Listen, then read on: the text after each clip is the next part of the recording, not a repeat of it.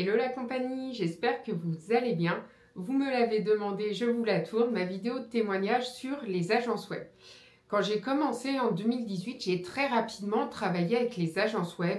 Ma première collaboration, je me suis lancée en avril réellement et j'ai dû commencer à travailler avec les agences web en décembre.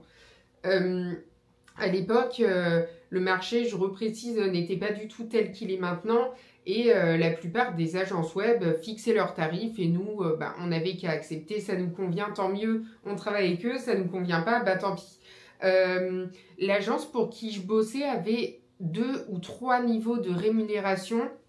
Il y avait junior, senior et je me rappelle plus du nom, mais en gros c'était expert. Et quand j'ai commencé à rédiger, en fait, ils m'ont rapidement indiqué que je pourrais passer sur le tarif expert. Ça s'est fait dans les 2 mois, il me semble. Donc au final, au début, je devais être à peine 6 centimes et à la fin, j'étais à 8 centimes. Donc vous voyez, à l'heure actuelle, c'est pas un tarif qui est hyper élevé. Après, moi, je débutais et franchement, 8 centimes pour moi, je trouvais ça bien. D'autant que les clients pour qui bossait l'agence étaient cool. Les briefs étaient très complets. On me fournissait le mot-clé, la structure. Vraiment, j'avais qu'à rédiger. Donc voilà, c'était pas mal. J'ai bossé avec eux pendant 2 ou 3 ans. Au final, jusqu'au moment où j'ai choisi d'augmenter mes tarifs parce que mes charges avaient augmenté aussi et que j'avais pris de l'expérience, donc ce qui est normal. Et ils n'ont pas pu s'aligner. Après, ils ont totalement compris ma décision. On s'est quitté en bons termes. Mais voilà, ce qui est bien, c'est que par contre, j'ai pu orienter d'autres rédacteurs que je connaissais vers eux. Et ça leur a permis de bosser un petit peu. Et c'était des rédacs débutants. Donc au final, le tarif leur convenait. J'ai un très bon souvenir de cette agence.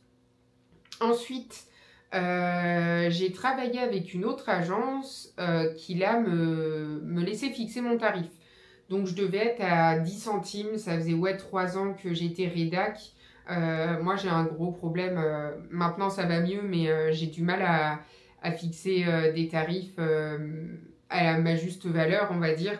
Et j'ai été bloquée à la barre des 10 centimes assez longtemps parce que plus j'arrivais pas à m'imaginer ça. Je pensais que je les valais pas en fait. Alors qu'au final mes clients étaient très contents de moi, mais bref. Vos tarifs, de toute façon, c'est à vous de les choisir et il faut être à l'aise avec ça. Donc, je regrette pas cette décision parce qu'à l'époque, avec 10 centimes, j'étais à l'aise. Alors qu'à 11, 12 ou 13 centimes, je ne me serais pas sentie légitime. Donc voilà, finalement, j'ai été alignée.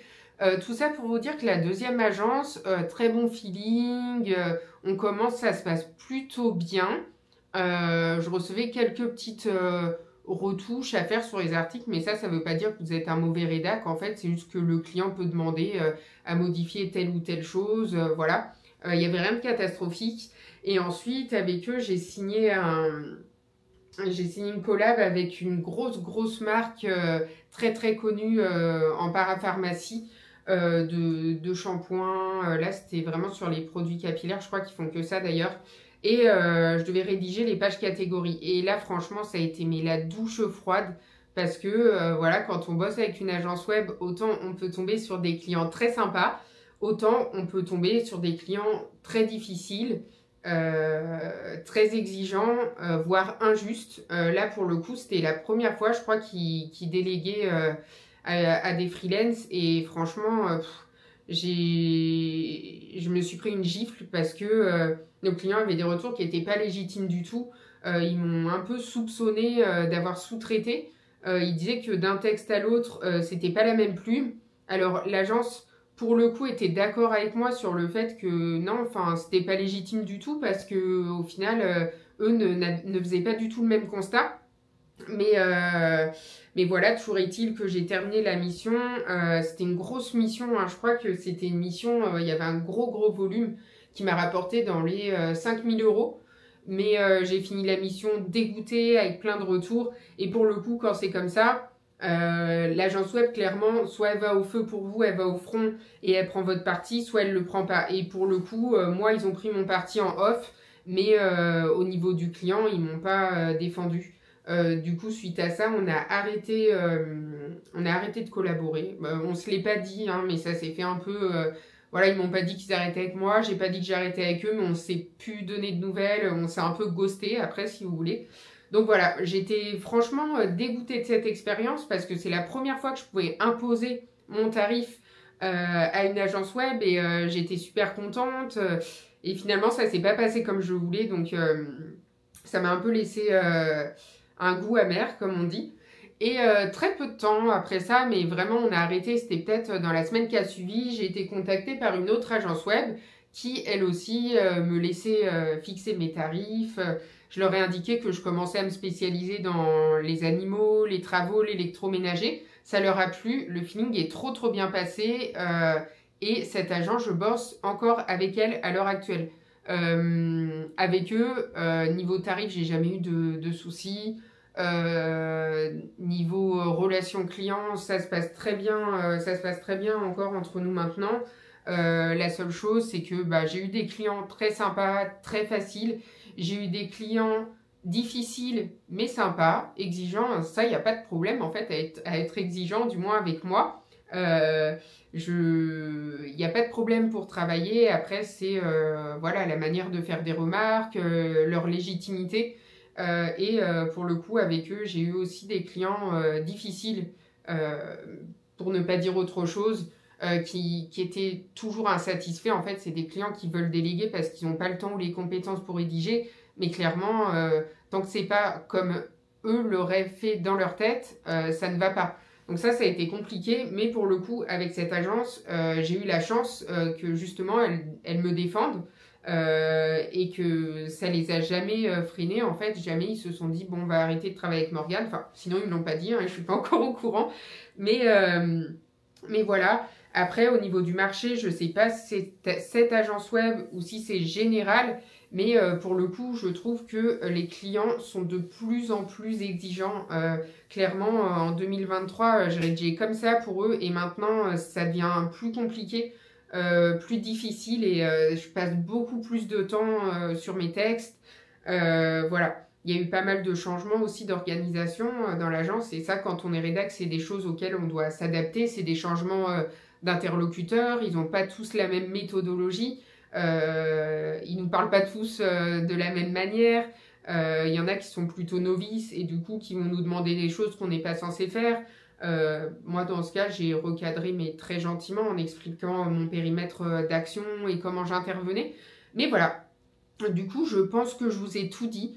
Ah non, du coup, maintenant, avec cette agence web, je suis en moyenne à 12 centimes et 13, voire plus, sur les thématiques qui sont vraiment très complexes.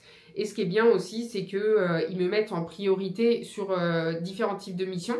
Les missions dans les domaines sur lesquels je suis spécialisée, donc ça c'est top. Et aussi des clients pour lesquels c'est pas ma thématique de prédilection, mais au final je rédige pour eux par intermittence depuis des années et du coup je deviens ce qu'ils appellent rédactrice historique pour ce client. Donc si le client revient avec de nouveaux besoins, c'est moi qu'on contacte en priorité.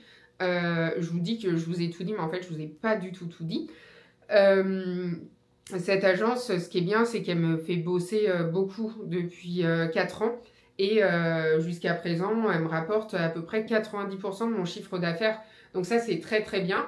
Mais c'est aussi un petit peu un piège. C'est quelque chose que vous devez garder en tête. Avec les agences, vous pouvez avoir un gros volume de commandes comme peu. Donc quand vous avez un gros volume, vous n'avez pas trop de temps pour avoir d'autres missions à côté. Et quand il n'y en a pas, le temps de prospecter et de trouver des clients, c'est un peu compliqué. Vous pouvez vous retrouver avec un tout petit chiffre d'affaires. Et c'est pas la faute de l'agence parce que s'ils n'ont pas de contrat, ils n'ont pas de contrat. Et d'un côté, eux, ils sont engagés à vous fournir des textes quand ils en ont la possibilité et quand c'est pertinent. Mais s'il n'y a pas de texte dans votre thématique, si votre plume ne correspond pas, ils n'ont pas l'obligation de vous donner des clients et des fois ils n'ont pas de contrat. Enfin, ça reste une entreprise qui elle a des commerciaux, qui gère ce genre de choses, qui vont chercher des clients. Donc voilà, on en est un peu dépendant. Après, j'ai envie de vous dire qu'avec un client comme un blogueur, ça peut être le cas. Hein. Il peut vous fournir des articles tous les mois et d'un coup, paf, il y a un problème, je sais pas. Son blog fonctionne avec l'affiliation, du jour au lendemain, les programmes s'arrêtent, il a plus d'argent pour vous rémunérer. Voilà, c'est compliqué, il peut plus vous donner d'articles. Donc pour moi, c'est pas un frein, mais c'est quelque chose quand même qu'il faut garder à l'esprit parce que on n'y pense pas forcément quand on débute et ça peut nous surprendre et même nous mettre un sacré coup au moral parce que se retrouver sans chiffre d'affaires, c'est compliqué, c'est déstabilisant, mais c'est aussi la vie de freelance. Il y a des mois où on peut gagner 2000 euros, 3000, 5000, 10 000, 15 000. 15 000, j'abuse, hein, je ne les ai jamais gagnés en rédac, mais selon ce que vous faites et selon vos clients. Et il y a des mois, on peut avoir 1000 euros, 100 euros, voire 0 euros.